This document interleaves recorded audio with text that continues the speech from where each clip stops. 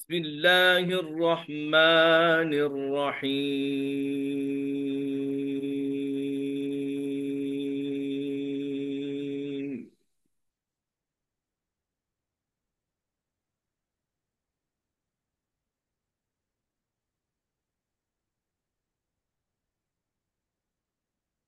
لله ما في السماوات وما في الأرض.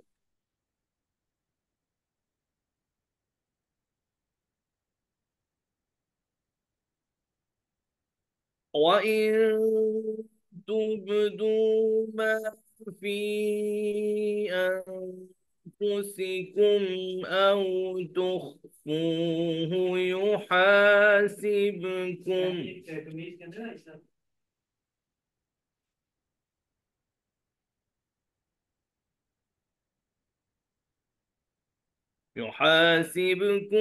به الله.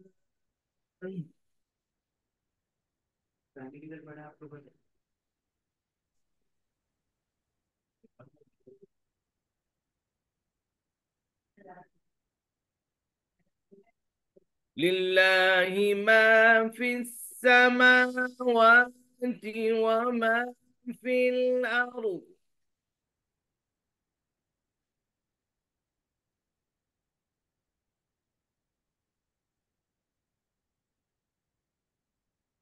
وإن تبدوا ما في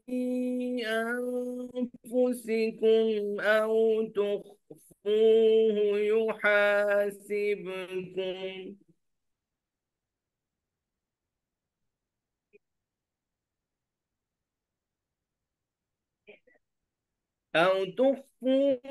يحاسبكم به الله.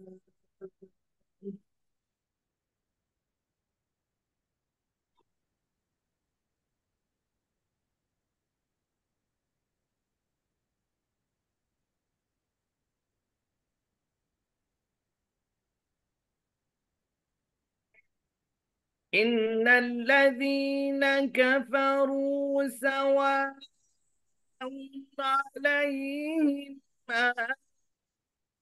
أنذرتهم أم لم تنذرهم لا يؤمنون.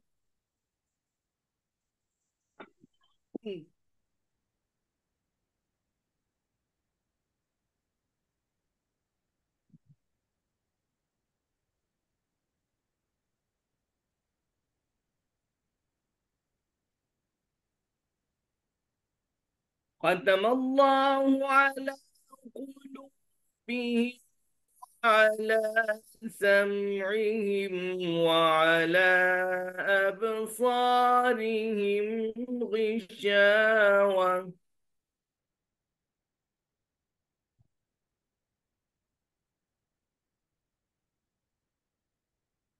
ولهم عذاب عظيم.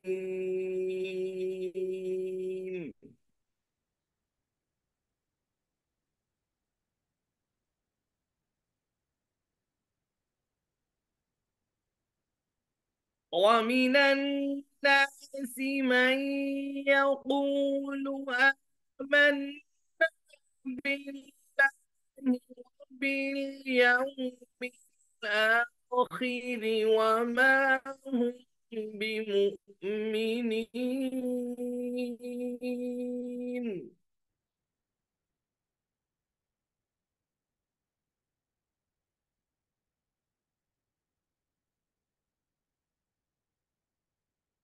يخادعون الله والذين آمنوا وما يخدعون إلا أنفسهم وما يشعرون.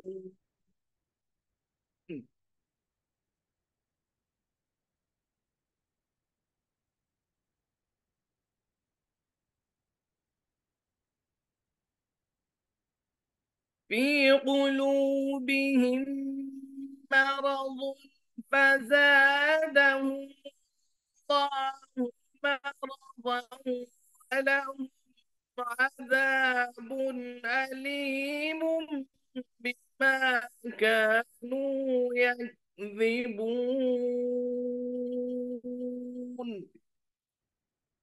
صدق الله العلي العظيم.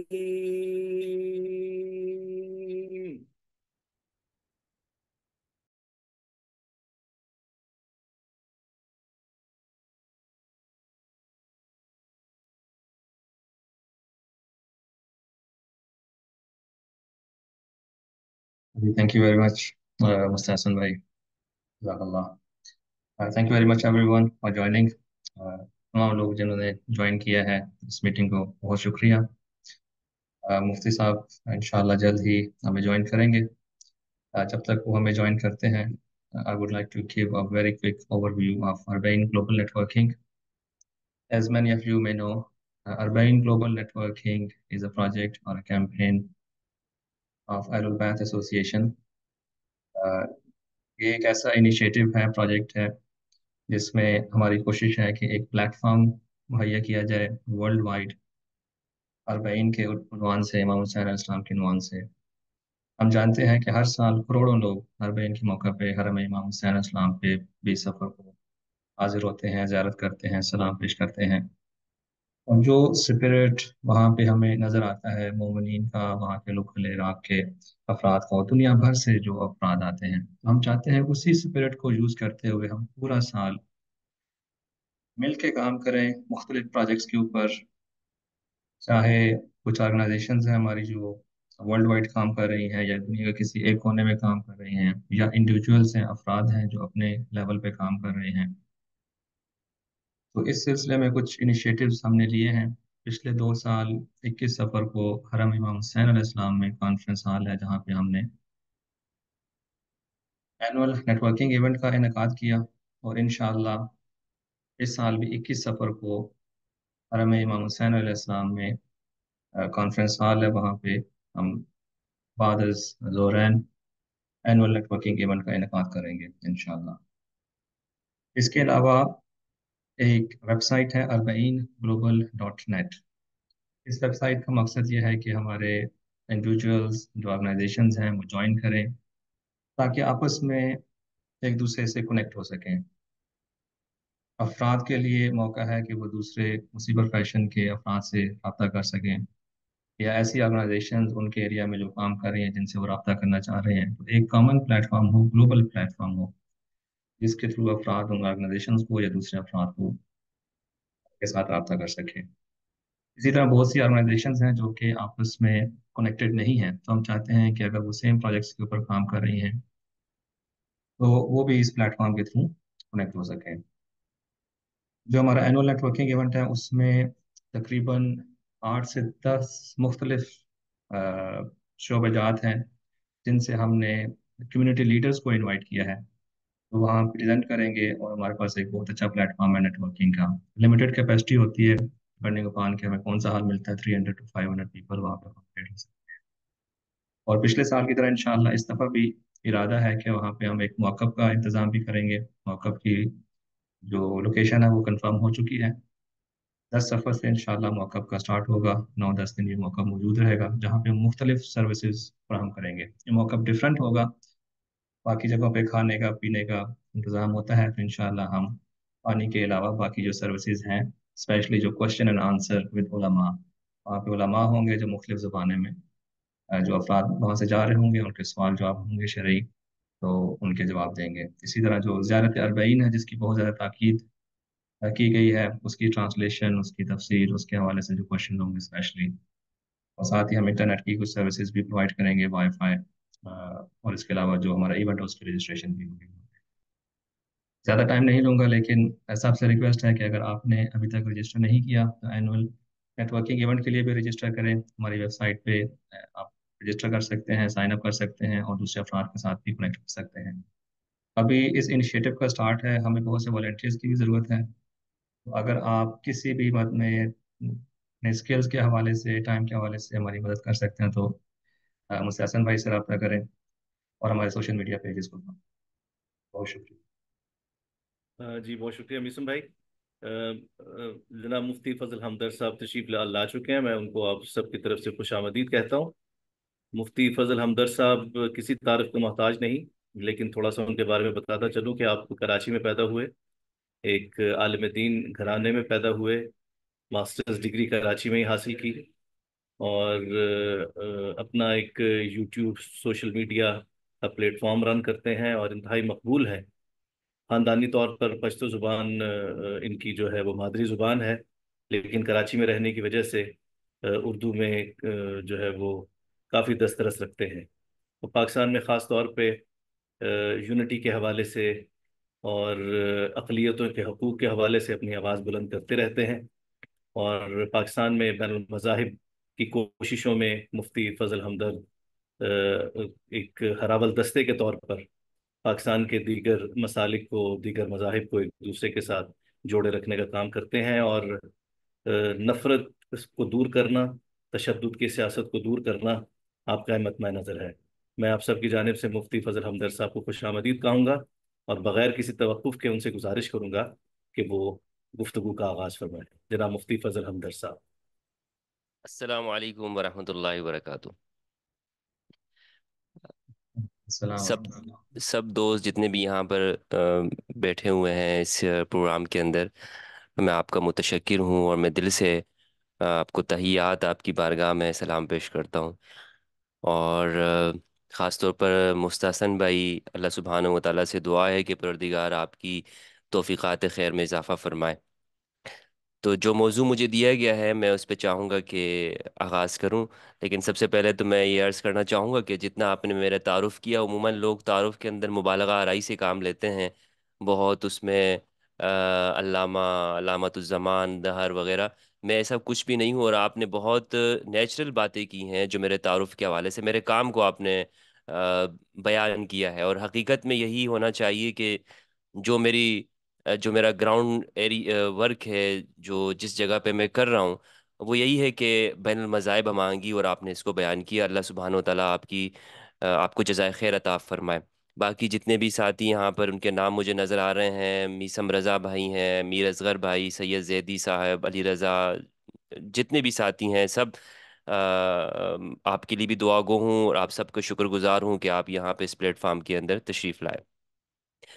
اربعین کے حوالے سے مجھے موضوع دیا گیا ہے، میں اس پہ کچھ گفتگو کرنا چاہتا ہوں، اور میں چاہوں گا کہ ہم آپس میں ڈسکشن کریں۔ میں کوئی مولوی اور مفتی اس طرح کا کوئی ہوں نہیں، بس آپ یوں سمجھ لیں کہ جس طرح سوسائٹی میں، معاشرے میں کہا جاتا ہے کہ یہ دین کے طالب علم ہیں، تو اسی لیے میں اپنے نام کے ساتھ یہ مفتی لگاتا ہوں، وگرنہ میں ایک طالب علم ہوں، اور آپ لوگوں کے ساتھ ہی انٹرفیتھ ہارمنی اور پیس کا ورک کرنا چاہتا ہوں۔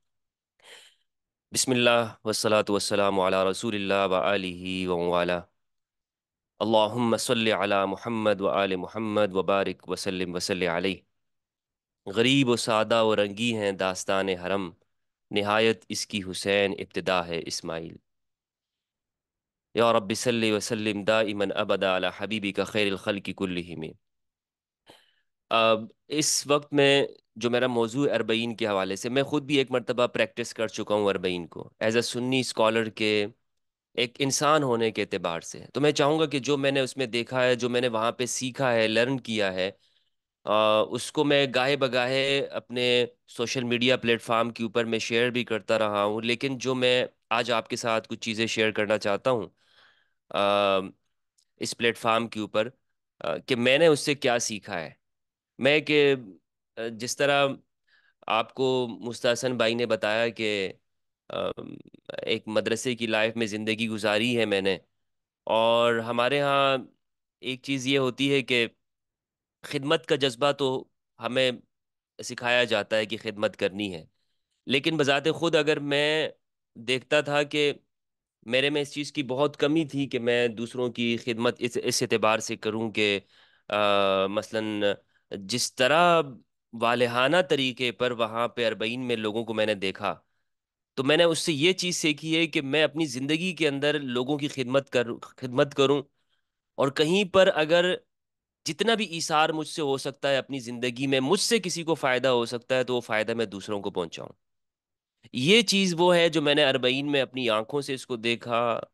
بچوں کو، بوڑھوں کو، جوانوں کو، امیر لوگ دنیا میں اللہ رب العزت نے ان کو نوازا ہے، دولت کی کوئی کمی نہیں ہے ان کے پاس، لیکن وہ وہاں پر ایک ایسے انسان کی طرح کھڑے ہوئے ہیں کہ جیسے جن کو ہمارے معاشرے میں کوئی حیثیت ہی نہیں دی جاتی. بالکل انہوں نے اپنے آپ کو تیاگ دیا ہے، اپنے نفس کو مار دیا ہے، اپنی اندر کی خواہشات کو مارا ہوا، اور وہ دوسروں کی جوتیاں سیدھی کر رہے ہوں. ایک جگہ پر ایک شخص نے مجھے پانی کا گلاس پیش کیا اور میری جوتیاں سیدھی کرنے لگ گئے، تو میں سمجھا کہ بھائی یہ بس خادم ہے ہماری طرح ہی ہے. لیکن دوسرے ساتھی نے مجھے بتایا کہ آپ ان کا جو دنیاوی مقام و مرتبہ ہے، اور ان کا پھر جب مجھے انہوں نے تعارف کیا، بتایا بھائی یہ فلاں فلاں علاقے کے اندر ان کے تیل کی کنویں ہیں ماشاء اللہ سے، یعنی اتنے امیر شخص ہیں، لیکن ان کا جو جذبہ میں نے دیکھا. تو یہ جو خدمت کا ہے، یہ اربعین کے اندر، اربعین سے ہم سب کو نظر بھی آتا ہے، اور ہم سب وہاں پہ اس کو پریکٹس بھی کرتے ہیں، اور یہ چیز ہم وہاں سے سیکھتے بھی ہیں. اب یہاں میں کچھ یہ عرض کرنا چاہوں گا کہ یہ وہ چیزیں ہیں جو، جیسا کہ ٹاپک ہے کہ امام حسین علیہ السلام پوری ہیومینٹی کے لیے ہیں، کربلا کا جو پیغام ہے وہ ہیومینٹی کا ہے. یہ ایک حقیقت ہے، اس میں کوئی مبالغہ نہیں ہے. یعنی ایسا نہیں ہے کہ ہم ایک بے ربط بات کر رہے ہوں، ایک موضوع ہو نہیں اور ہم کہنا چاہیں بھئی اس کے اندر ساری چیزیں ہیں.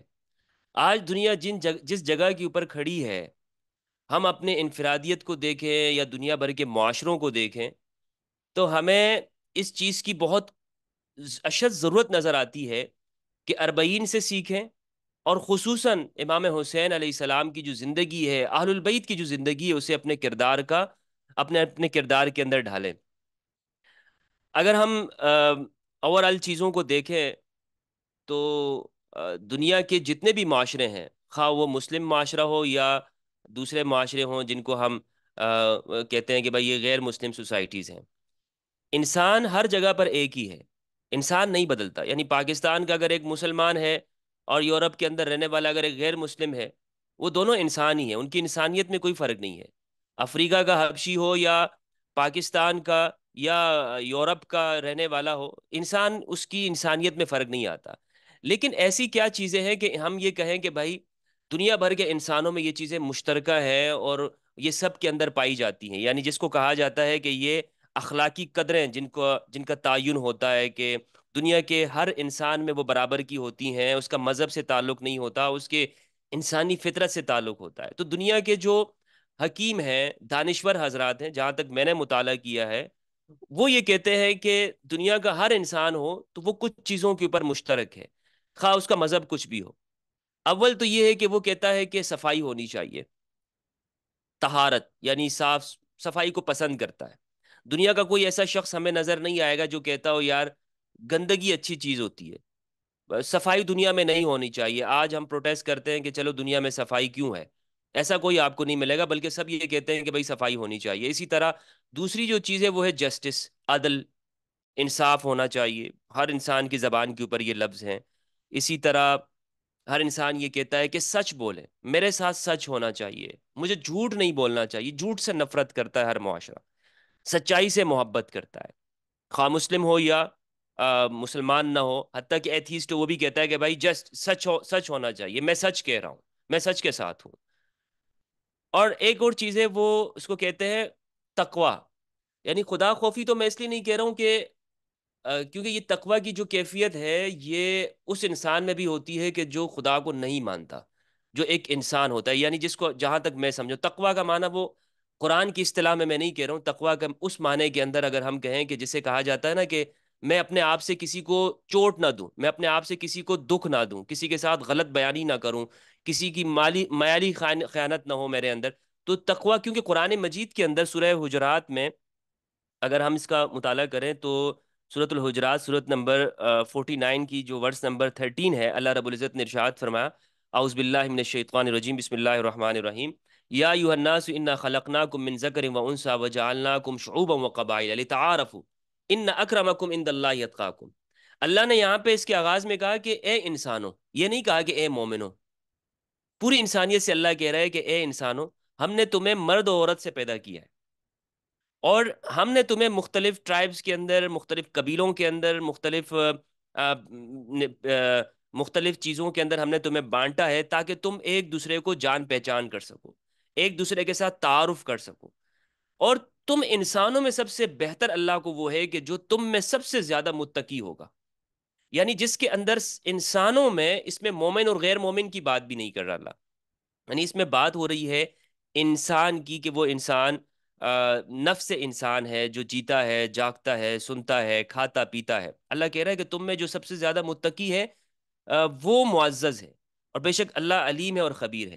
تو یہ جو تقوی اگر ہم دیکھیں تو اللہ نے کہا کہ ہر انسان کے اندر ہوتی ہے۔ بیسیکلی یہ قرآن کی ایک دوسری آیت ہے جو یہ کہتی ہے اعدلوا هو اقرب للتقوی، ہمارے ہاں عدالتوں کے اوپر لکھا ہوتا ہے کہ اعدلوا، عدل کرو، یہ تقوی کے زیادہ قریب ہے۔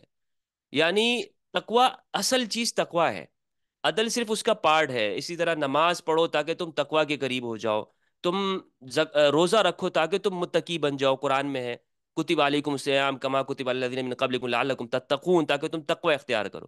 تو منزل تقوی ہے۔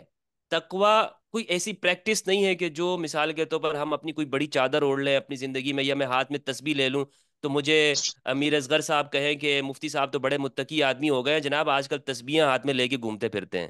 یا جناب بڑی ٹوپی یا پگڑ لے لوں تو آپ دنیا کے لوگ مجھے کہیں کہ یہ تو بہت ماشاءاللہ متقی انسان ہے۔ بھائی نہیں، متقی ایک کوالٹی ہے جو ہر انسان کے اندر پائی جاتی ہے، اور وہ چیز یہ ہے کہ اس کے بدن سے اور اس کے جسم سے، اس کے خیال سے کسی کو نقصان نہیں ہوتا۔ تو بہرحال یہ جو دنیا کی ویلیوز ہے، اگر ہم اسے دیکھیں، اسلام یہ کہتا ہے کہ انہی چیزوں کو اپنے اندر اپنانے کا نام ہے، اور یہ دنیا کا اچھا انسان بن جاتا ہے جو بھی ان چیزوں کو اپناتا ہے۔ اب اگر میں ایک بالکل انسان ہو کر اس چیز کو دیکھوں کہ کربلا مجھے ایک انسان کے اعتبار سے کیا اپیل کرتی ہے، تو میں زیادہ دور نہیں جاؤں گا، میں آج کے ان لوگوں کو دیکھنا چاہوں گا کہ بھائی جو لوگ کربلا کا نام لیتے ہیں، جو عاشور کی بات کرتے ہیں، جو اربعین کی بات کرتے ہیں، ان کی زندگی میں کربلا نے کیا امپیکٹ ڈالا ہے، ان کی زندگی میں کربلا نے کیا اثر ڈالا ہے۔ تو یقین کریں، اگر میں یعنی ان ساری فلسفیانہ باتوں کو ادھر سائڈ پہ رکھ دوں اور میں اپنی آنکھوں دیکھی چیزوں کو دیکھوں، تو میں کہوں کہ ہاں یار، یہ وہ چیزیں ہیں جو انٹرنیشنل ویلیوز اگر ہم اسے کہیں یا ہیومینٹی کی باتیں کریں، وہ ساری چیزیں کربلا کا پیغام انہیں دے رہی ہیں۔ مثلا میں نے اپنے ساتھیوں سے وہاں کہا تھا کربلا میں، جب میں اربعین میں تھا، میں نے کہا دنیا کی ساری طاقتیں جمع ہو جائیں، یعنی بڑی سی بڑی طاقت جمع ہو جائے، تمام ممالک جمع ہو جائیں، وہ اپنا فنڈ لگا دیں، وہ اپنی فنڈ ریزنگ کر لیں، اپنی پوری ریاستی طاقت اور قوت کو جمع کر دیں، صرف مسلم کنٹریز نہیں، پوری دنیا کی طاقت ہے، وہ نجف سے لے کر کربلا تک جو انسانیت کا ایک سیل رواں ہے، انسانیت کا بہتا ہوا سمندر ہے، اس کو کھلا پلا نہیں سکتا، اس کو اتنے منظم انداز کے اندر اس کو نہیں چلا سکتا ہے۔ تو یہ کون ہے جو ان لوگوں کو اتنے منظم انداز سے لے کے جا رہا ہے؟ ان کے خوراک کی، ان کے کھانے کی، ان کی پینے کی، ان کے انتظامات کی، ان کی صحت کی، ان کی خدمت کی، یہ ساری چیزیں چل رہی ہیں۔ یہ وہ ایک ایسی طاقت ہے جس نے ان کو لڑی کے اندر پرو دیا ہے، گویا کہ ایک خفیہ ایسی ایک طاقت موجود ہے جو ہمیں نظر نہیں آ رہی ہے، اور وہ ان سب کی قیادت کر رہی ہے۔ تو یہ ایک بڑا پیغام وہاں پر دیکھنے میں ملتا ہے۔ تو لہٰذا یہ وہ ساری چیزیں جو جتنی بھی ویلیوز ہیں، اعلیٰ اخلاق ہے، اعلیٰ کردار ہے، جو کربلا کے واقعے سے نظر آتی ہے۔ مثال کے طور پر ہم کربلا کے واقعے میں دیکھیں تو کربلا کے لیے آج دنیا بھر کا جو نان مسلم ہے، جو باضمیر انسان ہے، اس کا دل بھی تڑپ رہا ہوتا ہے، وہ اس کی آنکھوں سے بھی آنسو جاری ہوتے ہیں۔ میں نے جب اس پر اسٹڈی کیا تو مجھے معلوم ہوا کہ کربلا کے لیے اگرچہ کچھ چیزیں ہم یہ کہہ سکتے ہیں کہ بھائی یہ تاریخی ریفرنسز اس کے ہیں یا نہیں ہیں، لیکن کچھ چیزیں ایسی ہوتی ہیں جو سوسائٹی میں ہر صدی کے اندر چلی آ رہی ہوتی ہیں اور وہ نقل ہوتی ہے۔ مثال کے طور پر ہندوستان میں حسینی برہمن کا تصور ہے کہ وہ لوگ یہاں پر ایسے تھے جو امام حسین علیہ السلام کے پیغام کے اوپر حل من ناصری یناصرنا، کون ہے جو میری مدد کرے، کون ہے جو ہماری مدد کے لیے آ سکتا ہے۔ تو اس پیغام کے اوپر، اس مدد کے اوپر یہاں سے کہا جاتا ہے کہ رحاب دت کے نام سے غیر مسلموں کا ایک لشکر یہاں سے گیا تھا، اور پھر اس کی پوری ایک سٹوری اور کہانی یہاں پر موجود ہے جو ایگزسٹ کرتی ہے ہماری سوسائٹی اور معاشرے کے اندر۔ تو کہنے کا مقصد یہ ہے کہ امام حسین علیہ السلام جو لوگوں کو اپیل کرتے ہیں ہم مذہبی اعتبار سے ایک سائڈ پہ رکھ کے ان چیزوں کو دیکھیں، خالصتاً انسانی بنیادوں پر اگر ہم اس کی اسٹڈی کریں تو ہر اعتبار سے جو کربلا ہے اور اس کا جو پیغام ہے اربعین، یہ انسانیت کا خالصتاً انسانی بنیادوں کے اوپر اس کو اگر ہم پریزنٹ کریں تو اسلام کی تبلیغ کا، اسلام کی دعوت کا اس سے بڑا کوئی ایونٹ نہیں ہے۔ اسلام دوسروں تک، نان مسلم تک پہنچانے کا اس سے بڑا اور کوئی ہمارے پاس کوئی پریکٹیکل چیز نہیں ہے۔ مثلا میں اگر، وہ کہتے ہیں نا کہ یار تم مجھے اپنی زبان سے مت بتاؤ کہ تمہارا مذہب کیا ہے، میں اسے تمہارے کردار میں دیکھ لوں گا، میں اسے تمہاری زندگی میں دیکھ لوں گا۔ تم اپنی زبان سے تو بہت اچھائی اچھائی کر سکتے ہو۔ مجھے آج تک لوگ یہ کہتے تھے یار کوئی ایسی مسلم ریاست کا تم بتاؤ جہاں اسلام پورا، میں شش و پنج میں پڑ جاتا تھا بھائی کہاں کا نام لوں۔ تو میں اس کو آج میں یہ ایونٹ ضرور لے سکتا ہوں کہ یار اگر تم نے اگر اسلام دیکھنا ہے نا تو وہ اربعین میں جا کے دیکھ لو۔ یار اگر تم نے اسلام کی جو خوبصورتی ہے، رنگ و نسل سے ماورا ہو کر، طبقاتیت کو دور ہٹا کر، خالص ہیومنٹی کی جو سوچ ہے اسلام کی، جو رحمت للعالمین کی، ربوبیت للعالمین ہے، ہدل للعالمین کی وہ جو سوچ ہے وہ ہمیں نظر آتی ہے اربعین کی اس مشی کے اندر، اربعین کی اس خوبصورتی کے اندر۔ تو یہ میں اس حوالے سے سمجھتا ہوں کہ جو اربعین کے حوالے سے جو اس کی انسانی خوبصورتی ہے، کردار ہے، اس حوالے سے میں نے آپ کے سامنے کچھ باتیں رکھی۔ اس کے علاوہ کچھ چیزیں ایسی تھی میرے ذہن میں کہ بھائی زیارت کرنا، زیارت پہ جانا، اس کی کیا مشروعیت ہے، قرآن و سنت میں کیا دلائل ہے، لیکن میں نے سوچا کہ نہیں، میں آپ کے ساتھ وہ بات کر لوں کہ جو میں نے خود اپنی آنکھوں سے دیکھا ہے اور جس کو میں نے پریکٹیکل کیا ہے۔ بہت شکریہ، السلام علیکم۔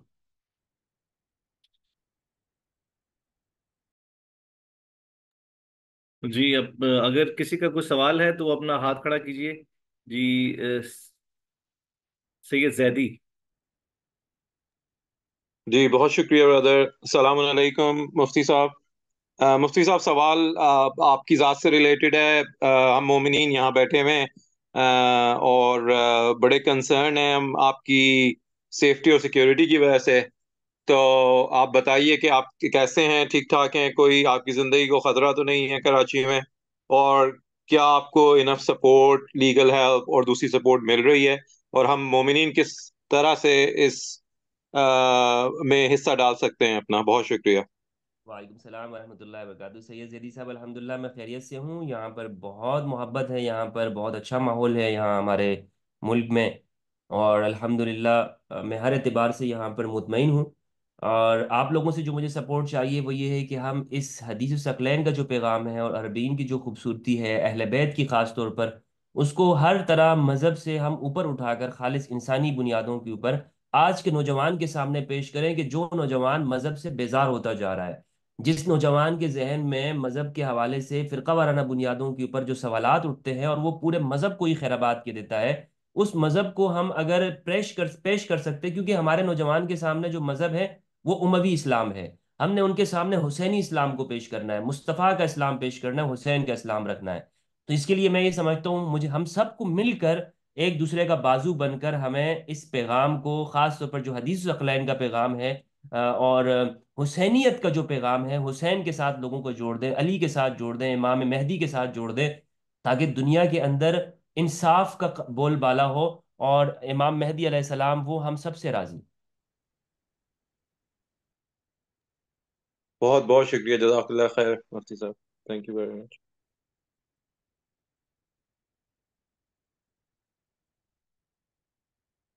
جی اینی ادر کوشچن؟ مسلم بھائی، do you have any question sir? جی میرا ایک سوال ہے کہ امام حسین علیہ السلام اور کربلا سے جو درس ہم لیتے ہیں اس کو ہم کس طرح سے استعمال کر سکتے ہیں، جو ایک فرقہ پرستی ہمارے اندر موجود ہے مسلمانوں کے درمیان، اسپیشلی جب ہم دیکھتے ہیں کہ حضرت آتے ہیں اور حالانکہ وہ مخالف کیمپ سے ہوتے ہیں، لیکن جی جی جی، امام جو ہے اور ان کے ساتھی ان کو پانی پلاتے ہیں ان اللہ کے اکبر، جانوروں اللہ تک، وہ مخالف اللہ۔ کو کس طریقے سے وہ ریسیو کرتے ہیں۔ تو ایک تو یہ کہ ہم مسلمان آپس میں کیسے امام سے سیکھ سکتے ہیں کہ ہم نے فرقہ پرستی کو کم کرنا ہے، اور دوسرا بین المذاہب جو نان مسلم ہے ایز اے ہیومن ہوں کیسے ہم ہوں جو ہم ہنگی اس کو ترویج دے سکتے ہیں۔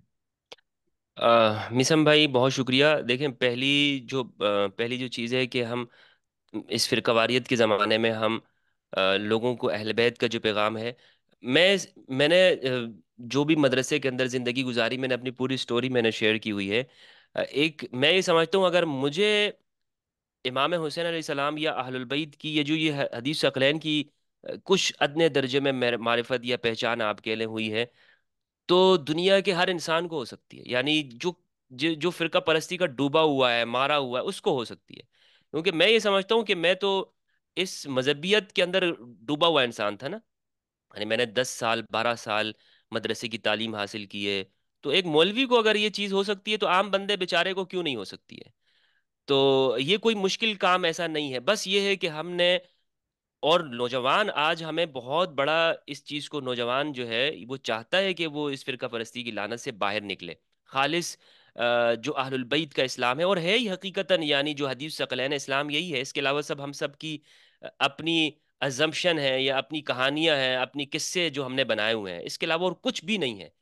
رسول خدا نے اس امت کے لیے قرآن اور اہل بیت کو چھوڑا، اور یہ چیز ہماری اہل سنت کی کتابوں میں بھی ہے اور اہل تشیع کی کتابوں میں بھی ہے. ہم نے لوگوں کے سامنے یہ پیش کرنا ہے کہ آپ اس کے برابر کچھ ایسا چیز کوئی ایسی چیز پیش کر دیں جو اس کے برابر اور رسول کی وصیت کے، یعنی رسول کی وصیت کے برابر اور کوئی چیز نہیں ہے. اس کو ہر ایک بندہ مانتا ہے. تو جب اہل بیت کے نام پر ہم اس حدیث ثقلین کا پرچار کریں گے اور بغیر کسی فرقے کے نام سے کریں گے، اہل بیت کے نام پہ، تو آپ لوگ خود بخود جڑیں گے.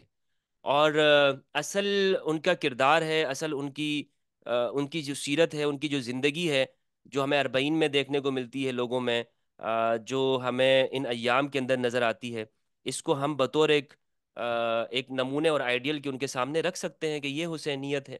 آپ کسی بھی فرقے سے ہو، میں نے کئی مرتبہ یہ عرض کیا ہے میسم بھائی، آپ کسی بھی فرقے سے ہو، آپ ہاتھ باندھ کے نماز پڑھتے ہیں، آپ ہاتھ چھوڑ کے نماز پڑھتے ہیں، اصل مدعا یہ ہے کہ اہل البیت کے جو حقوق ہے ان کو آپ کس نگاہ سے دیکھتے ہیں.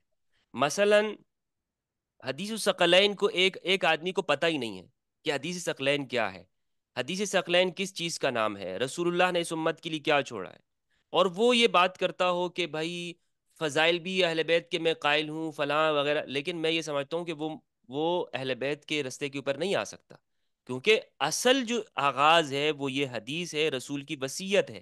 رسول نے اس امت کے لیے، یعنی آپ اپنے وصال کے موقع پہ چھوڑا ہے.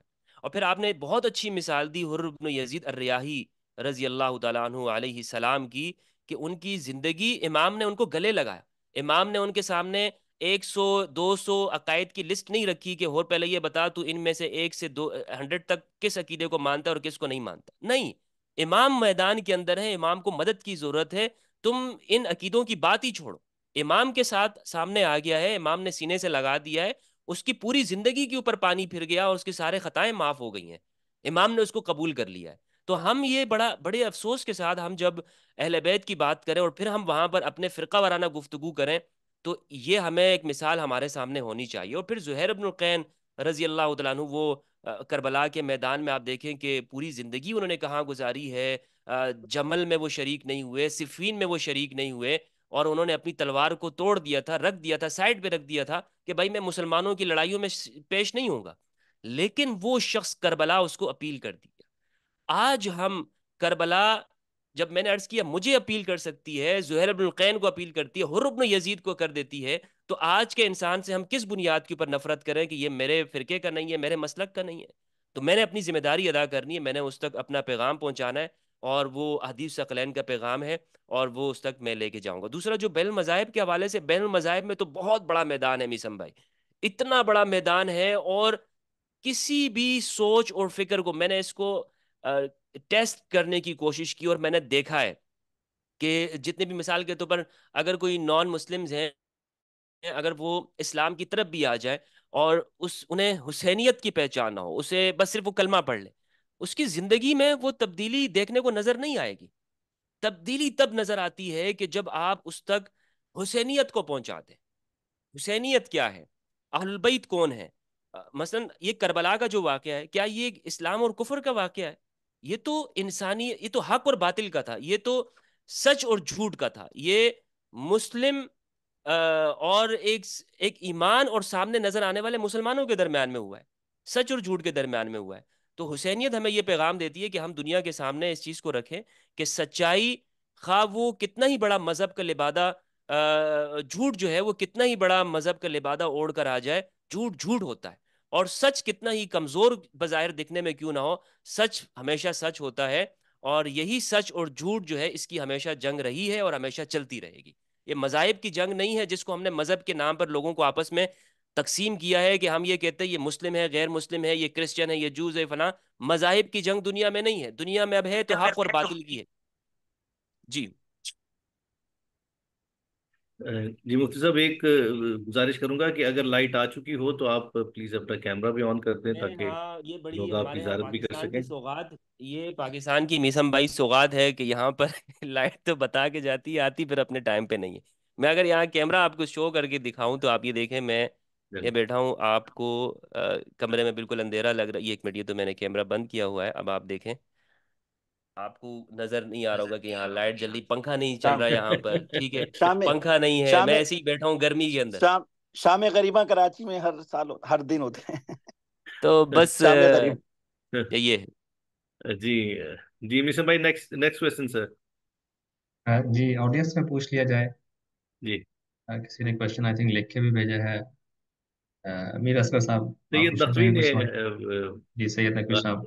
جی پلیز۔ السلام علیکم۔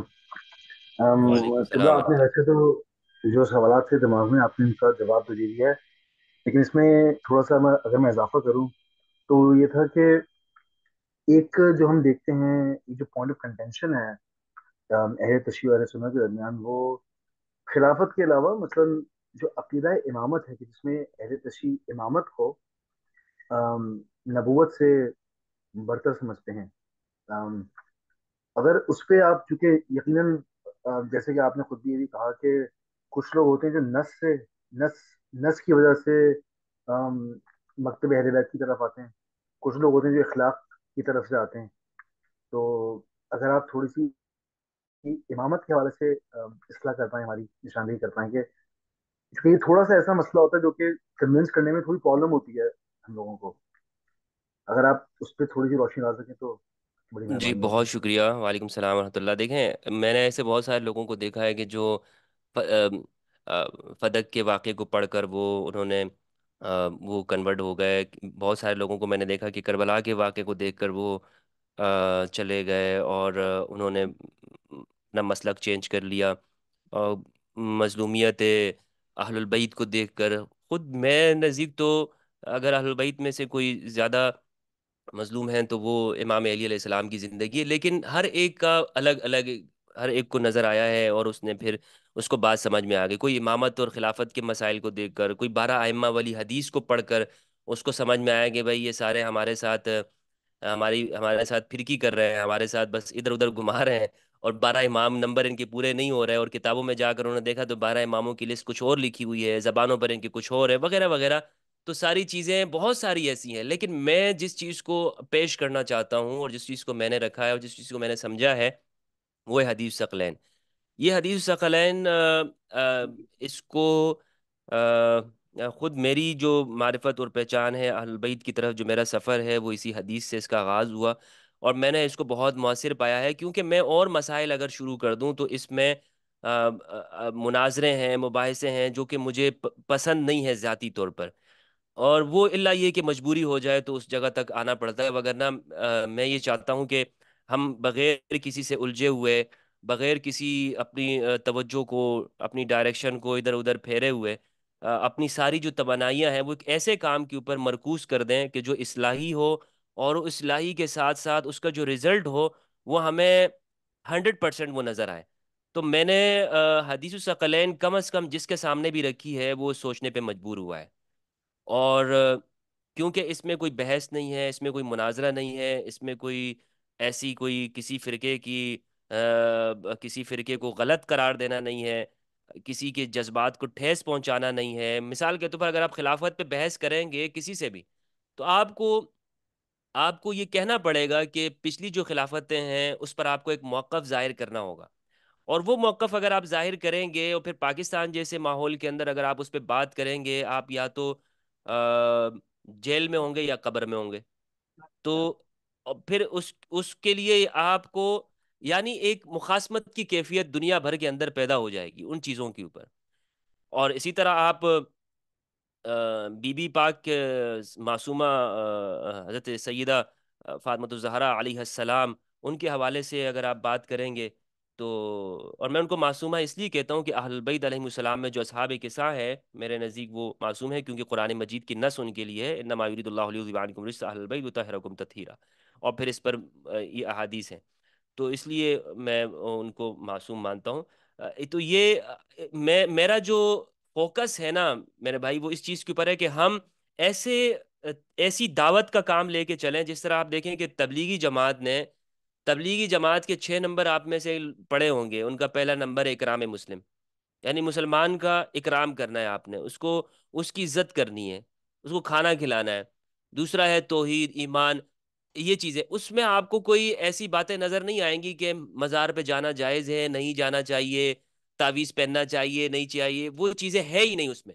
وہ کہتے ہیں بھائی ہم تو خدمت کی بات کرتے ہیں. 150 سال میں انہوں نے پورے پاکستان کو تبدیل کر دیا. پورے بر صغیر میں انہوں نے جو یعنی 1867 میں دارالعلوم دیوبند کے قیام ہوا ہے، 1867 میں اگر دارالعلوم دیوبند بنا ہے، اس کے 10 سال بعد تبلیغی جماعت کا قیام وجود میں آیا.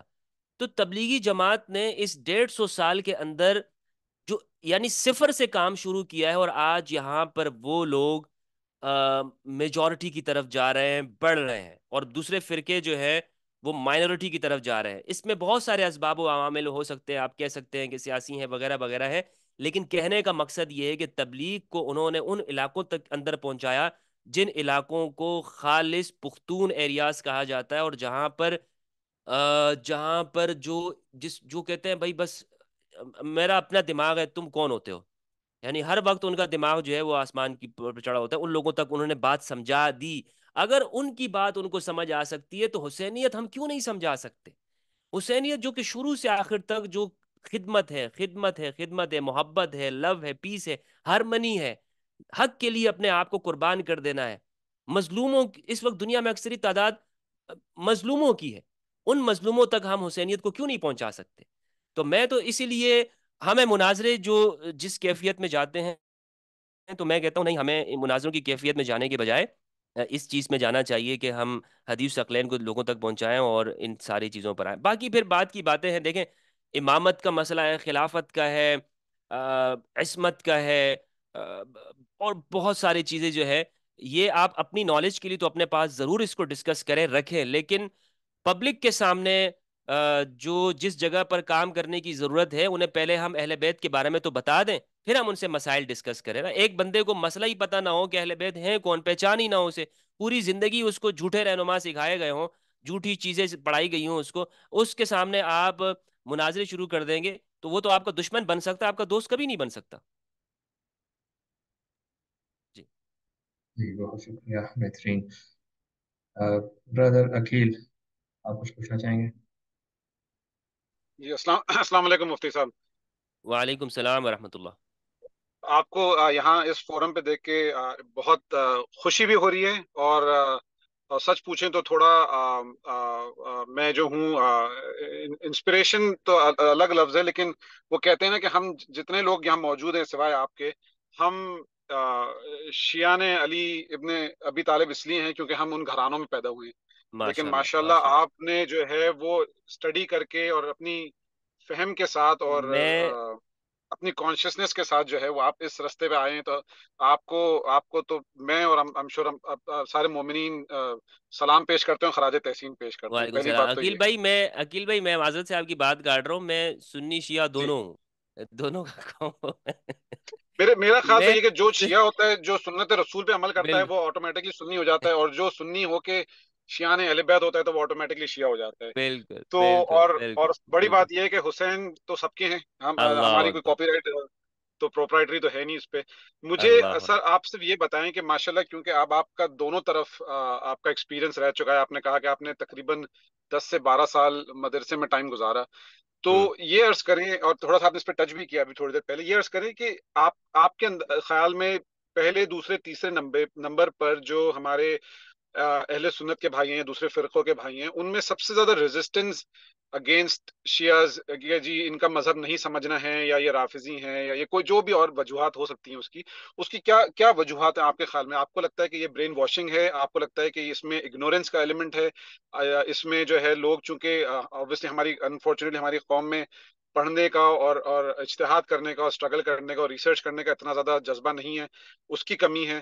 تو ایسے کیا مجھے لگتا، اگر آپ یہ بتائیں کہ کیا ایسے ایلیمنٹس ہیں جن کو اگر ہم ٹارگٹ کریں تو ہماری کیمپین یا ہماری تبلیغ یا ہمارا جو ایفرٹس ہیں وہ ایفیشینٹ ہو سکتی ہیں، ان کا کوئی ریزلٹ جلد نکل سکتا ہے؟ کیونکہ اگر ہم صرف جیسے آپ نے عرض کیا صرف جا کے بات کریں گے حسینیت کی اور اہل بیت کی، تو بالکل صحیح کہہ رہے ہیں آپ، لوگ ہو سکتا ہے کہ بجائے اس کے کہ دوست بننے کے دشمن بن جائیں، اور اس کا جو آخری نتیجہ ہے وہ اس لائق نہ ہو کہ کہ باقی لوگ بھی اس بات کو کی تبلیغ کریں۔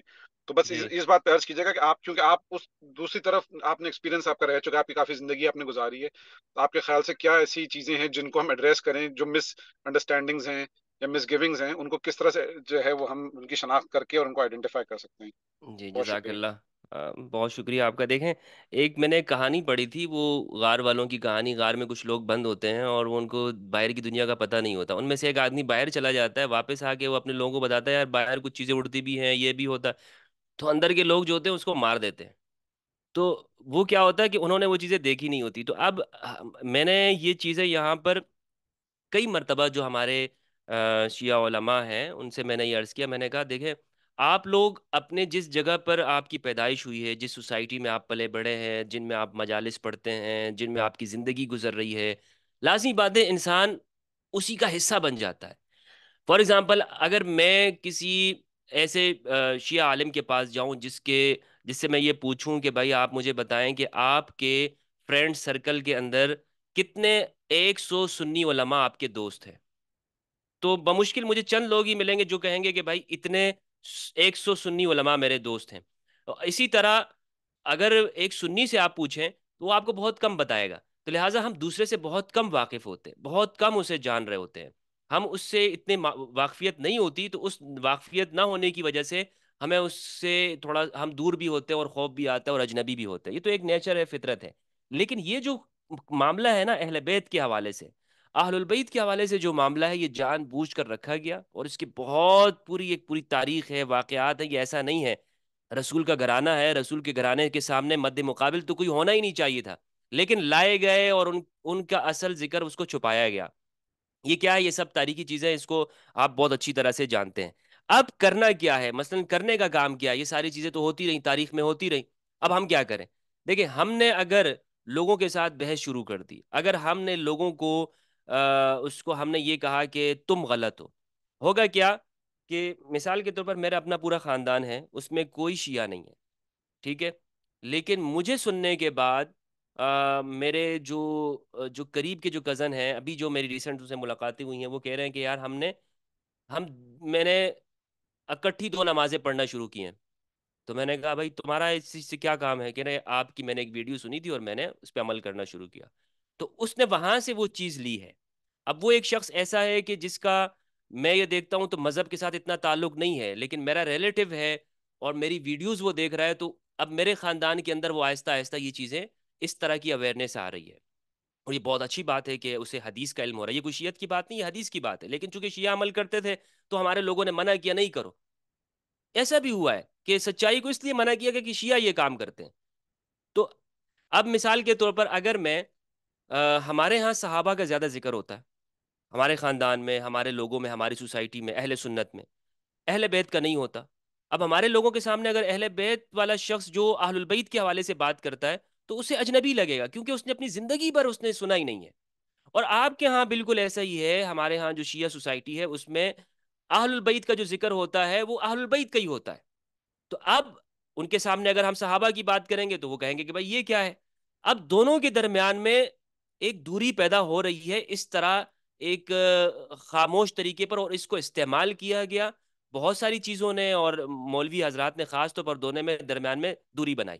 اب ہم نے پل کا کردار ادا کرنا ہے، ہم نے کہنا ہے بھائی سنی آپ سنی رہو، آپ شیعہ ہیں، آپ ماشاءاللہ آپ کو تو حدیث اقلین کا پتہ ہی ہے، آپ اپنی جگہ پہ شیعہ رہیں، ہم آپ کے درمیان میں ایک پل بنا رہے ہیں، اور پل یہ ہے، رسول کی وصیت ہے، میں تم میں قرآن و اہل بیت کو چھوڑ رہا ہوں۔ نہ تمہاری اپنی کوئی شناخت ہمارے لیے معتبر ہے، نہ اس کی شناخت ہمارے لیے معتبر ہے، ہمارے لیے رسول کا فرمان معتبر ہے. یعنی ہمارے لیے اگر ایک شیعہ اگر تشیع معتبر ہے تو تشیع کون سی ہے؟ میری بنائی ہوئی تشیع ہے یا امام علی علیہ السلام کی تشیع ہے؟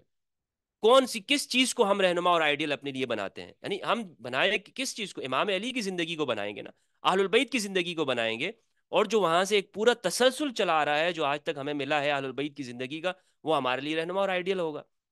تو یہ جو اگر ہم اہل سنت کو، اہل سنت کیا، ہر ایک شخص کو دنیا کے اس کا کسی بھی فرقے سے تعلق ہے، ہم حدیث الثقلین کو اس تک پہنچائیں اور بتائیں کہ بھائی یہ وہ چیز ہے جو اس جگہ پر موجود ہے، رسول اللہ نے ہمیں ہر مسئلے سے حل دیا ہے. آج ہم فرقہ واریت کے لیے روتے ہیں مستحسن بھائی، ہم یہ کہتے ہیں کہ یار فرقہ واریت نہیں ہونا چاہیے، اربوں کروڑوں کے بجٹ جو ہے وہ پاس کیے جاتے ہیں اور ادارے بنائے جاتے ہیں، کانفرنسز ہوتی ہیں، بڑے بڑے 5 اسٹار ہوٹل کے اندر مولوی صاحبان کو بلایا جاتا ہے، انوائٹ ہوتا ہے، اور کیا ہوتا ہے اس کا نتیجہ کیا نکلتا ہے؟ سب لوگ آگے تقریر کرتے ہیں بھائی مسلمانوں ایک ہو جاؤ. کس چیز پہ ایک ہو جاؤ بھائی؟ کیا ایسا کیا ایجنڈا ہے تمہارے سامنے؟ تو اس لیے آپ دیکھیں ساری کوششیں رائگاں ہو جاتی ہیں. وہ جو اندر جو چیز ہے نا، جو فرقے کی محبت ہے، وہ نکل نہیں پا رہی ہوتی کیونکہ وہ بت بن گئی ہے. اس کو توڑنے کا حل وہ قرآن اور اہل بیت کی زندگی ہے. رسول کی یہ حدیث ہے، رسول کا یہ فرمان ہے، میں تم میں 2 گراں قدر چیزیں چھوڑ کے جا رہا ہوں، تم کبھی گمراہ نہیں ہوگے، کتاب اللہ و عطرتی اہل بیتی، اور امت کو ضمانت ہے رسول کی، یہ امت دنیا کے ہر فتنے کا مقابلہ کر سکتی ہے.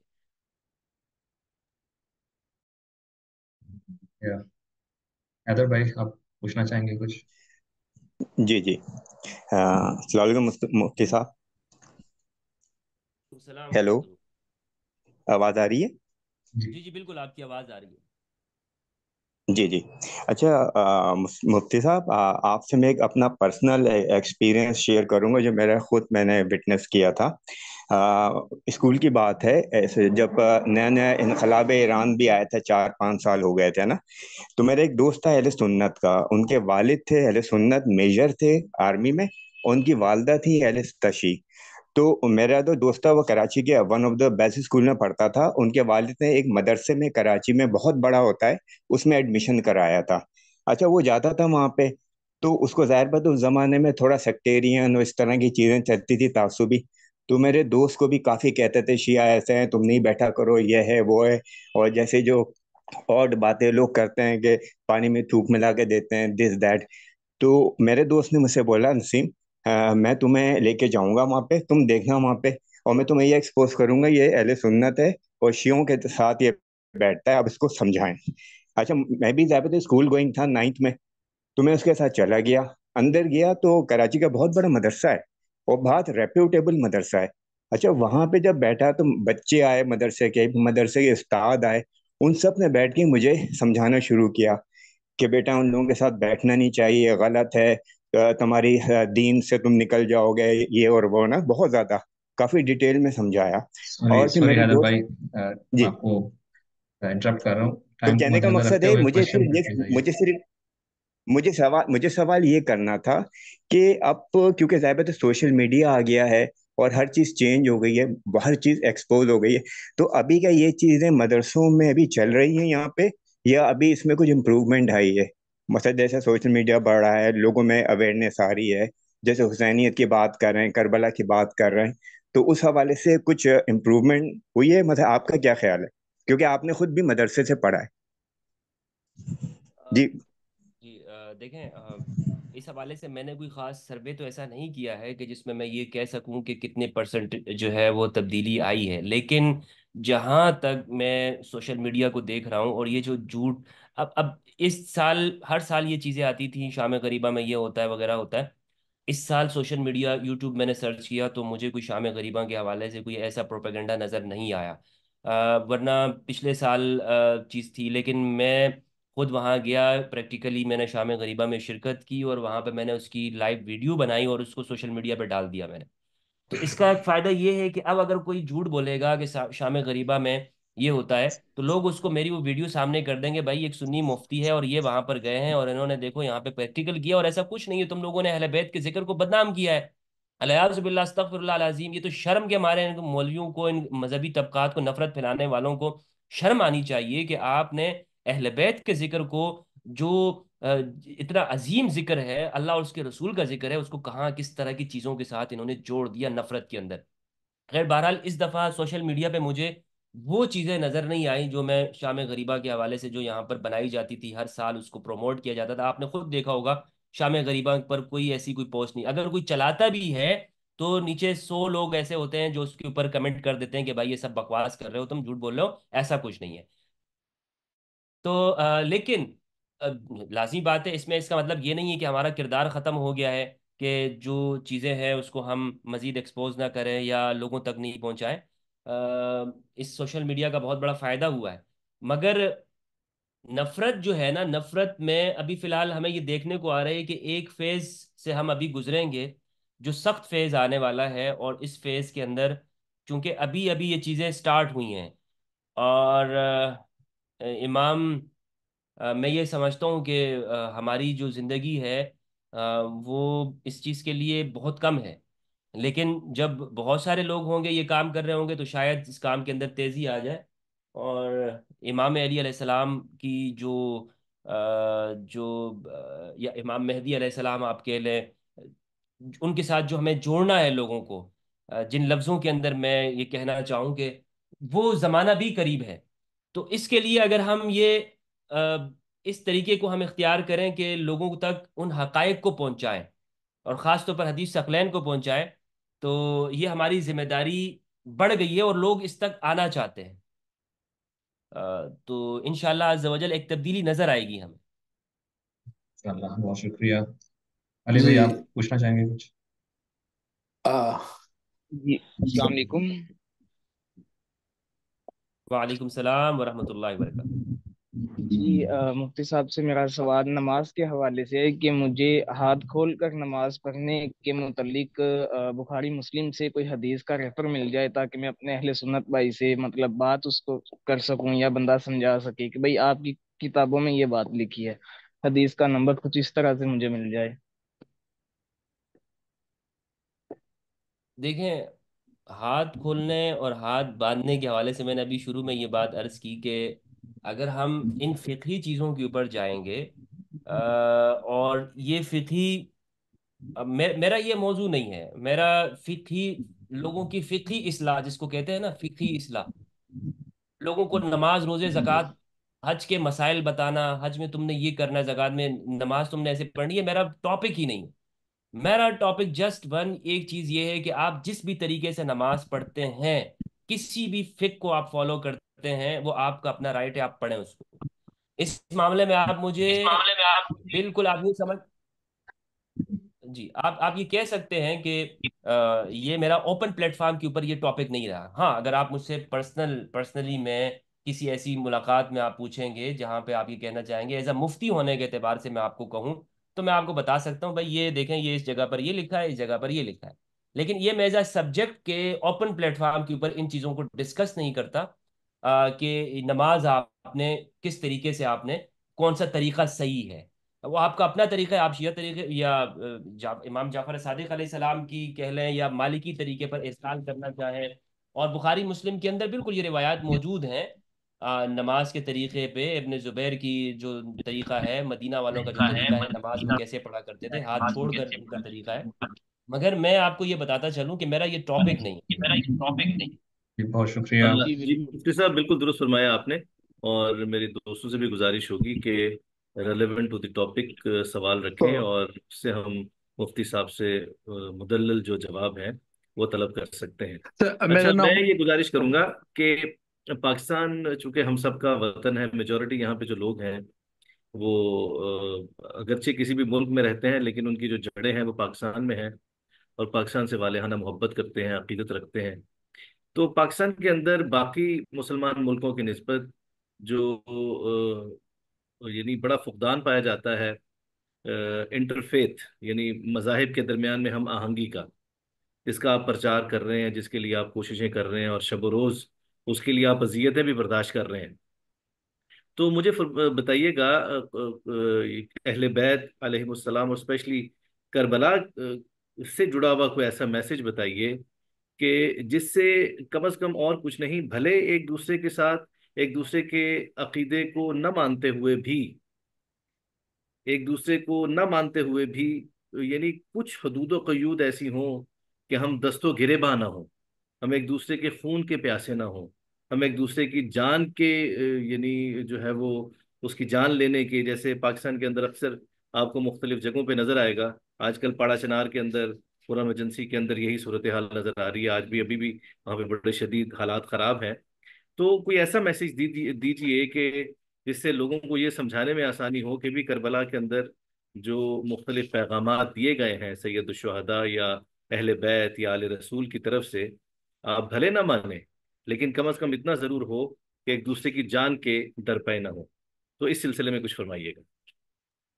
بہت اچھا محسن بھائی، اور ایک اچھا سوال ہے یہ، اور اس کی ضرورت بھی ہے کہ ہم کربلا کو ایک رول ماڈل کے طور پر ہم لوگوں کے سامنے پیش کریں۔ میں نے آپ کے سامنے عرض کیا کہ دنیا کی جو بہت ساری تحریکیں ہیں انہوں نے اپنے نمبرز بنائے ہوئے ہیں، اور ان نمبرز کے اوپر وہ کام کرتے ہیں اور رزلٹ ان کا نکلتا ہے، اور ہمارے سامنے تو پوری تاریخ ہے، پوری ایک کتاب ہے، پوری ایک قربانیاں ہیں، دین ہے پورا۔ ہم اسے اگر اس طور پہ پیش کریں تو کیوں نہیں اس کا رزلٹ نکلے گا؟ میں نے اصول کافی کے اندر ایک روایت پڑھی تھی، اور یقین جانے مجھے وہ س- اسلام کا مغز معلوم، مغز اسلام کا، یعنی جو جوہر ہے، جوہر اسلام کا، اگر ہم کہیں نا کہ جو نچوڑ اس کا نکلے اور جو جوہر ہے وہ یہ ہے کہ اب باب کا نام ہے باب اصلاح بین الناس، لوگوں میں صلح کرانا۔ کیا بات ہے! امام جعفر الصادق علیہ السلام سے روایت نقل کرتے ہیں، ان کی شاگرد ہیں مفضل، ان کے صاحب ہیں، وہ کہتے ہیں کہ میں نے دیکھا کہ دو افراد آپس میں لڑ رہے تھے، دو رشتہ دار تھے، آپس میں ان کا جھگڑا اور تنازع تھا، اور وہ میراث وراثت کے اوپر ان کا جھگڑا ہو رہا تھا۔ تو میں نے ان کے پاس میں گیا، میں نے کہا بھائی کیوں جھگڑ رہا ہے؟ انہوں نے بتایا بھائی اس معاملے کے اوپر ہمارا جھگڑا ہو رہا ہے۔ تو مفضل کہتے ہیں کہ میں نے ان کے سامنے ان کو 400 درہم کے اوپر وہ جھگڑا تھا، تو میں نے وہ 400 درہم ان کے سامنے رکھے، میں نے کہا یہ لو اور اس جھگڑے کو ختم کرو۔ تو وہ کہنے لگے بھائی یہ تم اپنی طرف سے دے رہے ہو؟ انہوں نے کہا کہ یہ جان لو کہ یہ میں اپنی جیب سے نہیں دے رہا ہوں، اپنی جانب سے نہیں دے رہا ہوں، بلکہ یہ مجھے میرے امام نے مجھے دیے تھے، اور کہا تھا کہ مفضل جب بھی دنیا کے اندر کسی انسان کا آپس میں تنازع ہو، وہاں میری جانب سے یہ مال اس میں خرچ کرتے رہنا، اس میں آپس میں انسان کی بات کی۔ تو مجھے تو اہل بیت کی زندگی میں یہ نظر آیا، اہل بیت کی زندگی میں دوسروں کے مسائل کو حل کرنا نظر آیا، قربانی اور ایثار کی کیفیت نظر آئی۔ اور صفین کو اگر ہم دیکھتے ہیں، صفین میں بڑا مشہور واقعہ ہے کہ پانی پر جب معاویہ بن ابی سفیان کے لشکر میں، اور یہ ہمارے اہل سنت کی کتابوں میں لکھا ہوا ہے کہ جب وہ قبضہ ہو گیا، ان کا کنٹرول ہو گیا، تو انہوں نے پانی امام علی کے لشکر پہ بند کر دیا تھا۔ پھر جب دوبارہ سے اگلے دن جب امام علی کو غلبہ حاصل ہوا، تو آپ نے سب کو پینے کی اجازت دے دی، کہا گیا کہ یہ ان کا اخلاق تھا، یہ ہمارا کردار ہے۔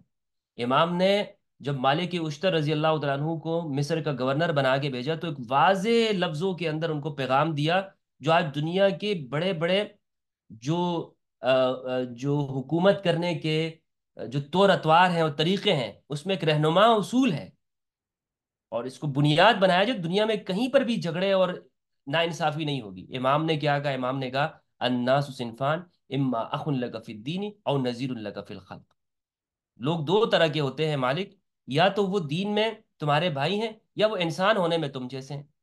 تو فیصلہ کرتے ہوئے کبھی یہ مت دیکھنا کہ یہ کون ہے وغیرہ، اس کا فرقہ، عقیدہ، مسلک، مذہب کیا ہے، یہ تمہارے انسان ہیں، یہ اللہ کے پیدا کردہ ہے۔ تو مجھے تو ان میں اہل بیت کی زندگی میں ہارمنی نظر آتی ہے، اور ہر جتنی بھی جو چیزیں ہیں وہ اہل بیت کی زندگی میں، حکمرانی کیسے کرنی ہے، اقتدار کیسے کرنا ہے، لوگوں کے ساتھ رویہ کیسا ہونا چاہیے، ریاست کیسے چلے گی۔ آج ہم بظاہر مستحسن بھائی نام لیتے ہیں کہ ہم اہل بیت کا، علی کا نام لیتے ہیں، لیکن کردار میں ہم دیکھیں تو ہم حکومتوں میں دیکھیں اور جگہوں میں دیکھیں، بظاہر ہمیں وہ ہماری زندگی میں وہ چیز نہیں ہوتی، وہ شامیوں کی چیز ہم اس کو رول ماڈل بنا رہے ہوتے ہیں، یار کسی طریقے سے دوسروں کو خوش کرتے رہو، یار دوسرا راضی رہتا رہے تم سے۔ تو رول ماڈل ہم کس کو بنا رہے ہیں؟ کون لوگ ہیں جو ہم جن کو ہم رول ماڈل بنائیں گے دنیا میں پیس اور ہارمنی ہوگی؟ تو یہ جو لبنان کے مسیحی جورج ارداق ہیں، انہوں نے موسوعہ لکھا ہے امام علی علیہ السلام کے اوپر. تو وہ واقعہ آپ نے سنا ہوگا کہ کس طرح انہوں نے امام علی کی زندگی کے اوپر لکھا، اور پھر وہ ایک مسیحی جو بشپ تھا، انہوں نے اس کے لیے اس کی پبلش کرنے کے لیے ان کو پیسے دیے تھے. پبلش کرنے والا کوئی مولوی کوئی دوسرا نہیں تھا، اس مسیحی نے اس کو پبلش کیا. کہا کہ یہ امام نے جو یہاں پر ہمارے ساتھ احسانات کیے تھے امام علی نے اپنے دور میں مسیحیوں کے اوپر، میں آج اس کا احسان تو نہیں چکا سکتا ہوں لیکن کچھ اس میں شکریہ ادا کرنا چاہتا ہوں. تو اور کوئی بھی انسان ہو دنیا کا، وہ ایک انسان ہونے کے اعتبار سے علی کی زندگی پڑھ لے اور واپس آئے گا تو وہ علی کا عاشق بن جائے گا. خواہ اس کا عقیدہ مذہب کچھ ہو، علی کا عاشق ہوگا، وہ علی سے محبت کرنے والا ہوگا. جی.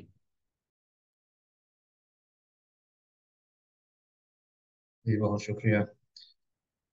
ٹائم کو مد نظر رکھتے ہوئے ایک آخری سوال پوچھنا چاہوں گا کہ ہمارا موضوع ہے کربلا، حسینیت اور انسانیت. واقعہ کربلا کا انسانی تاریخ پہ کیا اثر ہے، ہیومن ہسٹری کے اوپر کیا اثر ہے؟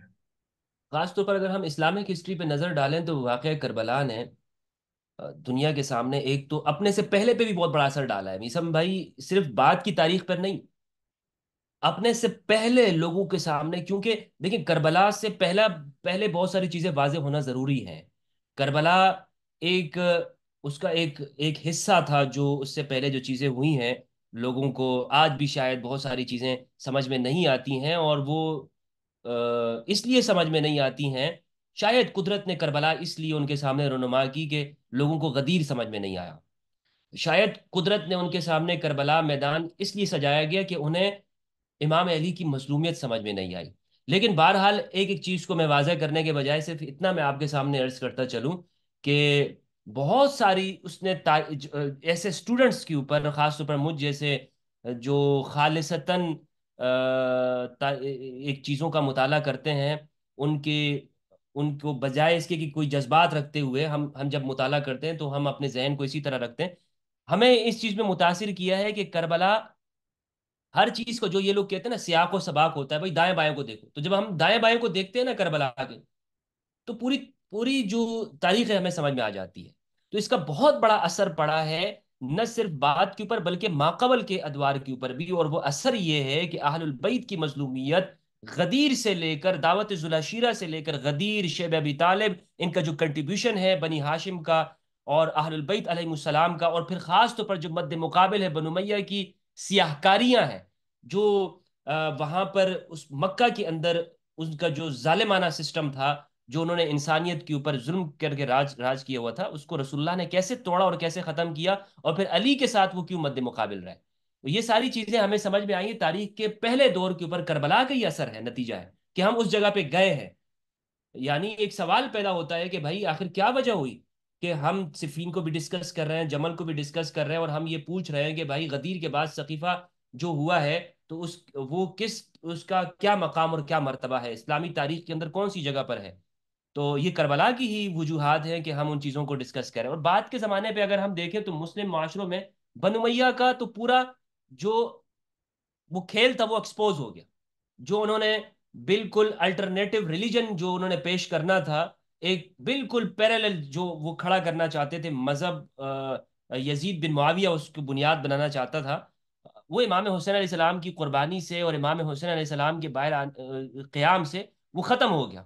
اس الٹرنیٹو ریلیجن کا تصور ہی اڑ گر رہ گیا. لوگوں میں اتنی جرت اور غیرت پیدا ہوئی. آپ خود دیکھیں واقعہ حرہ کو جب مطالعہ کریں گے تو وہ کہتے ہیں اگر اب بھی ہم نہ نکلتے تو ہمیں یہ خوف ہو گیا تھا کہ اوپر سے آسمان سے ہمارے اوپر پتھر برس جائیں گے. تو حرہ کا جو واقعہ ہوا ہے جس میں 10,000 صحابہ کرام بھی شہید ہوئے ہیں، 10,000 تابعین اور یہ ان کی اولاد اور انصار اور مہاجرین صحابہ کے بچے اس میں شہید ہوئے ہیں.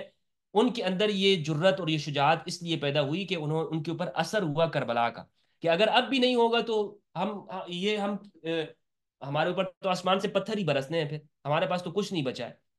پھر آگے پوری تاریخ کو ہم دیکھیں، بنو امیہ کے ساتھ جو ہوا اور بنو عباس کا آنا، پھر اس کے بعد ایک آج تک ہمیں جو چیزیں نظر آتی، بلکہ ایک مورخ کو میں پڑھ رہا تھا، مفکر کو، وہ یہ کہتا ہے کہ انقلاب فرانس کی بنیادوں کے اندر کربلا کا سبق ہے۔ اگر میں اس کو ایک بڑے اس کو پھیلاتے ہوئے چیز کو سمجھوں تو میں یہ کہوں گا کہ دنیا میں اگر جمہوریت سے کوئی واقف ہوا ہے تو وہ کربلا کے بعد ہوا ہے۔ دنیا میں جتنی بھی انقلابات ہوئے ہیں، آپ خود تاریخ کا مطالعہ کریں، جمہوریت پہلے کیوں نہیں ہوئی؟ یا اس کے اثرات اور ثمرات اس طور پر دنیا میں جو جو اقتصادی انقلابات ہوئے ہیں، جو آگے لوگوں نے اپنا ذہن استعمال کرنا شروع کیا کہ بھائی میں ایک شخص واحد کی حکمرانی کو قبول نہیں کروں گا، اس کے اندر یہ جرت کیسے پیدا ہوتی ہے؟ اس شخص کے اندر یہ شجاعت کیسے پیدا ہوتی ہے کہ بھائی یہ فرد واحد ہے، یہ ڈکٹیٹرشپ یہ اس طرح کی نہیں ہونی چاہیے، میں حق کے ساتھ کھڑا ہوں؟ یہ کربلا نے اس کے اندر یہ جذبہ دیا ہے۔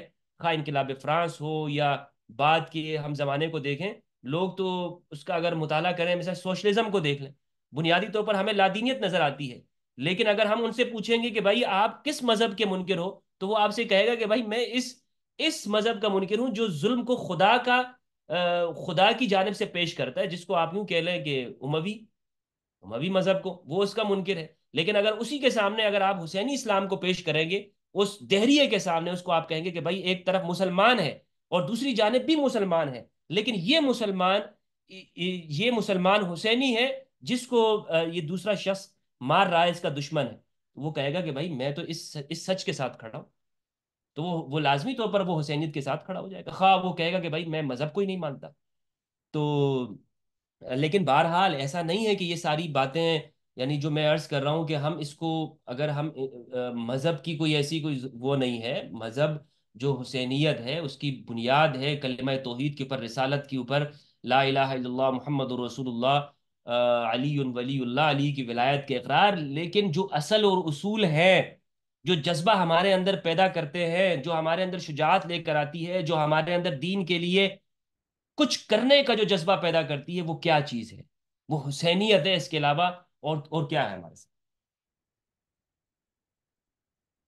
جی بہت شکریہ۔ جی بہت شکریہ مفتی فضل ہمدرد صاحب، آپ آج ہمارے اس فارم پہ تشریف لائے۔ میں اپنے تمام سننے والوں کو بتاتا چلوں کہ انشاءاللہ 21 سفر کو جو ہماری اربائن گلوبل نیٹ ورکنگ ایونٹ ہو رہا ہے، اس میں بھی مفتی فضل ہمدرد صاحب تشریف لائیں گے اور ہارمنی بٹوین دی ریلیجنس پہ گفتگو کریں گے۔ آپ سب سے گزارش ہے میں کہ اس جو میں بھی مسلسل اربائن کے، بھائی عربک میں گفتگو کر سکتا ہوں؟